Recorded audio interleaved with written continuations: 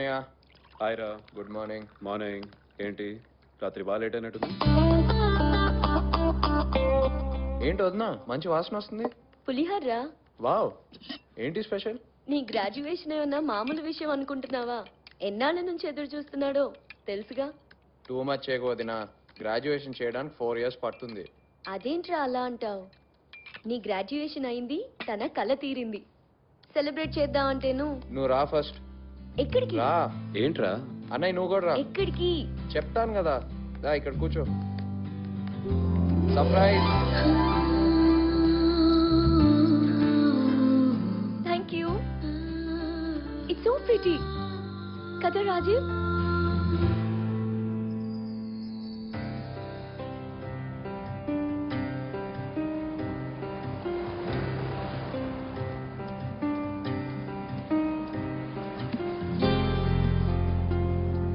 ఏం చేస్తున్నావు తమ్ముడు? అన్నయ్య అమ్మ షిప్లో వెళ్ళొచ్చా? ఎక్కడికి వెళ్తావురా? అమ్మా నాన్నల గురించి ఎప్పుడు అడిగినా అక్కడ ఉంటారన్నావు కదా, అక్కడికే వెళ్దాం.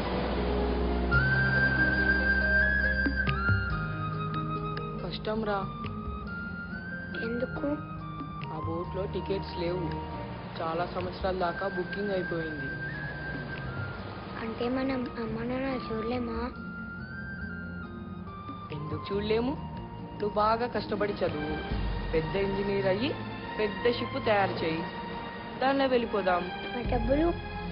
స్కూల్ ఫీజు కట్టడానికి కూడా డబ్బులు లేవు మన దగ్గర. డబ్బుల గురించి నాకు వదిలేయి, నేను తీసుకుంటా కదా. చిన్నప్పుడు అమ్మా నాన్నని చూడాలంటే ఇలాంటి షిప్ కావాలనుకున్నాను. ఇప్పుడు అమ్మా నాన్నని చూడాలంటే ఇంటికి వస్తే చాలు. నువ్వు మాతోనే ఉండరా, ఇండియాకి వెళ్ళొద్దు ప్లీజ్. వదినా, చదువు అయిన తర్వాత ఇండియాకి వెళ్తానని అప్పుడే చెప్పాను, మీరు ఒప్పుకున్నారు.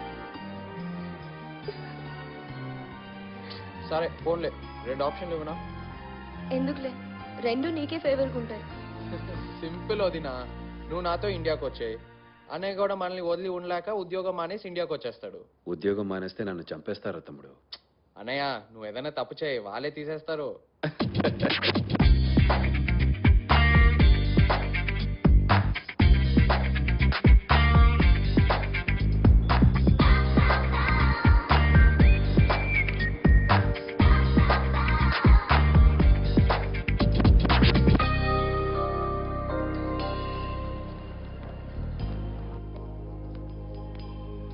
ఎస్.